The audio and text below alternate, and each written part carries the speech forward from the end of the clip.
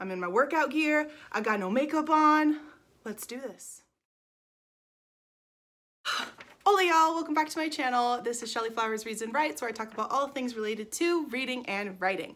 I am Michelle Flores, and I am the host of this wonderful, wacky, weird, all over the place kind of channel. So today we are going to be doing the Racing to Read book tag. Like many people here on BookTube, I am participating in the Reading Rush for 2020, and I figured this would be a fun way to share some of the books that I've been reading over the year. Some of these books are based off of books I've read before I joined BookTube, and a lot of them are books I've read since joining BookTube. Question 1, warm up, a book that stretches your mind. It has to be this book right here that I am reading for the Reading Rush called Contact. I have watched this movie so many times over the years and I love it. I love realistic sci-fi like this that just pushes the boundaries of what we think is possible for human beings. And this book is just like so fascinating. It goes way more in depth than the movie. I think it's actually a lot more realistic than the movie, and I think that's a big part of why I love it. It's, you know, pretty big. It's about 400 pages, but I'm almost done. I'll definitely be finishing it by the time this video goes up. So highly recommend if you're a sci-fi person and want to do some good old school sci-fi. Start line. What book have you started but never finished? Oh, buddy. That's this thick daddy right here, The Skillful Teacher. So for those of you who don't know, aside from being a published author and an avid reader, I am also an educator. I have taught middle school English for the past, what is it now? 9 years? I'm going into my 10th year of teaching, and this book has been extremely helpful. I use so many of the techniques that are brought up in it, and it also does a great job of breaking down the why behind the what. However, it's a lot. It's like 500 pages of teaching practice and pedagogy, so it's taken me a very long time to get through it. I got this in 2018, still not even halfway done, so it might take me a couple more years to finish it, but it's something that I actively read all the time. I just haven't been able to finish it yet. Right, next question, Sprint, a book you read really quickly.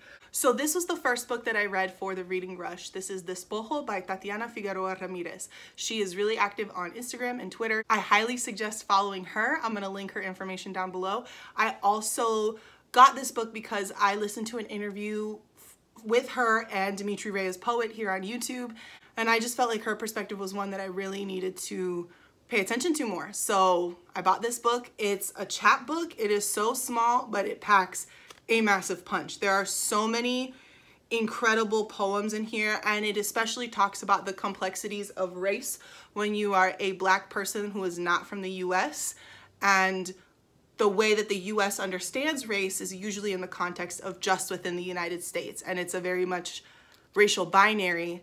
So people from Latin America oftentimes struggle to figure out where they fit in within that system. And she talks about that really difficult topic so beautifully, so I highly recommend. Next question. Also, I have my notes here, so. Marathon. What's your favorite long book? Because I tend to read mostly poetry, I don't read very many long books.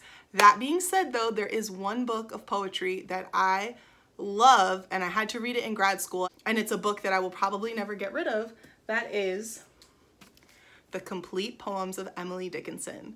This is the Little Brown edition from a few years ago. It literally has every single poem she ever published.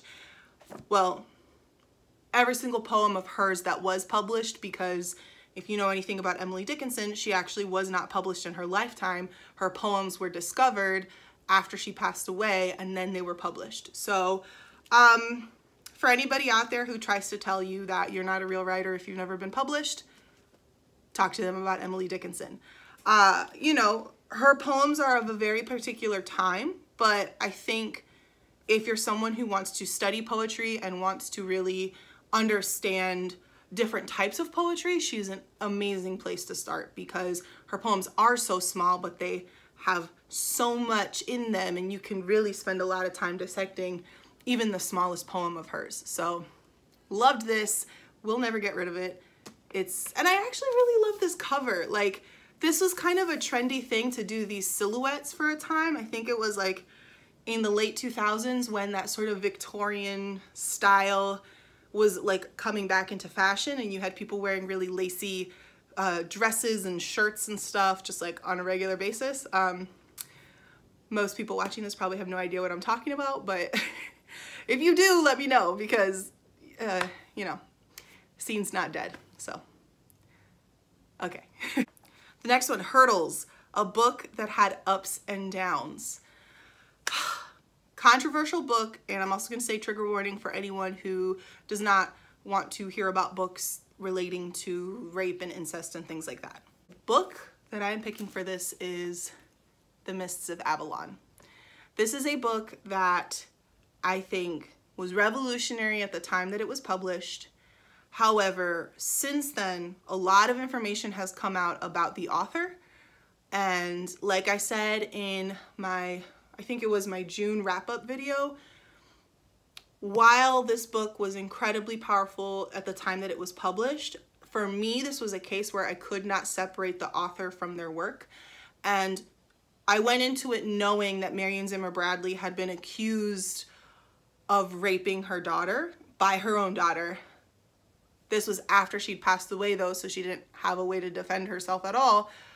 But it's also been proven that she knew her husband was essentially raping children and did nothing about it. So when I read this book, I had a lot of that stuff in mind, and a lot of those themes come through. And I felt like in a lot of ways she was trying to justify the way that she interacted with children, and super problematic. It's so unfortunate because the writing in here is really good, but for me, it was just a case of like, it was clear this author was just trying to justify their own actions. And there's a couple other books that I feel like are like that. This Is How You Lose Her by Junot Diaz, I think, is very similar to that. So yeah, just a lot of ups and downs, mostly downs with this book. Next, Finish Line, a book you were proud to finish. This is going to be another teacher book. This is Great Habits, Great Readers. So this book took me a year to finish. I picked it up, read it about halfway through, put it down, didn't look at it for a year, and then recently finished it this past year. I have decided that moving forward, I would like to be reading some type of teaching craft book for as long as I'm in the classroom. Pretty much every day I'm in the classroom. So right now I'm reading The Skillful Teacher. Once I'm done with that, I'll find another teaching related book. I would prefer it to be a craft book. I don't really do well with like heartwarming kind of memoirs. Those don't really move me. But if I could find something that is more about like specific, you know, statistics, pedagogy, things like that, then I'm very interested in that. Or even if it's about systemic inequalities within the education system, those are the kinds of books that I really want to make sure I keep reading to educate myself as an educator, because learning never stops, kids. So keep reading. Okay. The next question, gold medal, best book you've read during a read-a-thon. I read this book during the LGBTQ read-a-thon earlier in June, I believe it was. It's like the first week of Pride Month.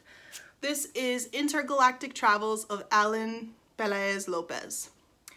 This book is incredible. Like, I don't see anybody talking about it on BookTube. I've been trying to get other people to read it. I think because it's a book of poetry, technically, like, that kind of puts people off. But seriously, like, y'all are sleeping on this. Alan Pelez Lopez is a non-binary, formerly undocumented Afro-Indigenous poet hailing from Oaxaca, Mexico. Their work is so expansive and transcends genre, transcends art. It is a mixture of history and art and poetry and technology, and does things that I don't think anybody is doing right now. So I highly, highly recommend, you know, you get really interesting word installations like this, you have poems, there's even full on, you know, documents that are taken, you have these shape poems. They are just pushing the boundaries of what it means to write a poem. And this book itself is not categorized as a book of poetry. It's actually categorized more as a mixed media book. So I think calling it a book of poetry really limits it, but that's the closest language that we have for it. That's something that I love about Alan's work. They are constantly pushing the idea of what language is and what language's purpose is and how limiting language can really be, which I just find to be so fascinating, especially as someone who loves words, loves language, literally teaches language for a living. To see someone point out the failure of language in a way that is so beautiful, I have to respect it. So if you are someone who's looking to get into more mixed media format books or more poetry, please do yourself the favor, get this book. You will not be disappointed. This is probably the best book I've read so far this year, like hands down, for sure. Participation ribbon, an underrated book you wish got more attention. So I'm gonna go with this book here because I haven't seen too many people talk about it. This is Incendiary by Zoraida Cordova. I saw an interview with a bunch of other Latinx authors on Paula Guerrero's channel. I think it was during the Social Distance Book Fest, and this book just sounded so fascinating to me. The world is loosely based on Inquisition era Spain, and you have these people who have these magical abilities, and it's connected to metal. Like metals help draw out their abilities and you know, push them even further. So you have some people who create fire, some people who can steal memories, and if you steal memories, you essentially steal a person's personhood, really. So I just found it to be so fascinating, and I rated this 4 stars, but it's going to be a series, so I'm really excited to see where the book series goes. I think it was a little bit of a slow burn, but I appreciated that because that tells me that as an author, she is thinking about the direction she wants the story to go, and she doesn't want to dump everything in the first book and then create a situation where the subsequent books just aren't as strong. So I like, just on a writer's level, I'm learning a lot about crafting a series based off of this book. Go ahead and buy it. Like, I think for her especially, she put this book out in a time when a world crisis hit, and because of that, she didn't get to sell as many books as she would have liked. So I think anything you can do to support an author in that kind of a situation, you should definitely try it. So that's my 2 cents by Incendiary. Okay, y'all, so that is it from me today. If you liked what you saw, go ahead and hit like and subscribe.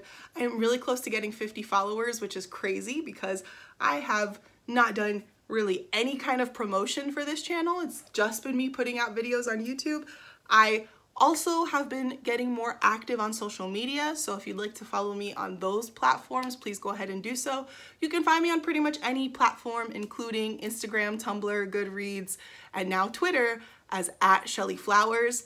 I post videos every Wednesday and Sunday, sometimes Friday, although it's been pretty consistently on a Friday that I've been posting videos. If you'd like to buy a book of poetry, I've got one right here, Cuentos from the Swamp. It's a chapbook of poetry all about growing up in South Florida. All right. Ciao, y'all.